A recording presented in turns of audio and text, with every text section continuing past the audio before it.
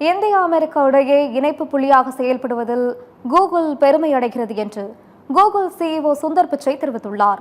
டெல்லியில் நடைபெறும் இயற்கை நுண்ணறிவு தாக்க உச்சிமாநாட்டில் கூகுள் நிறுவனத்தின் தலைமை செயல் அதிகாரி சுந்தர் பிச்சை கலந்து கொண்டு பேசினார்.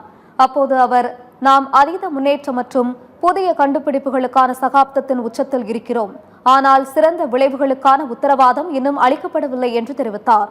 செயற்கை நுண்ணறிவின் பயன்கள் அனைவருக்கும் அனைத்து இடங்களிலும் கிடைப்பதற்காக நாம் ஒன்று சேர்ந்து உழைக்க வேண்டும் என்றும் தெரிவித்தார்.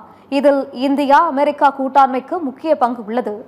இரு நாடுகளுக்கும் இடையே ஒரு இணைப்பு புள்ளியாக செயல்படுவதில் கூகுள் பெருமை அடைகிறது என்றும் கூறினார்.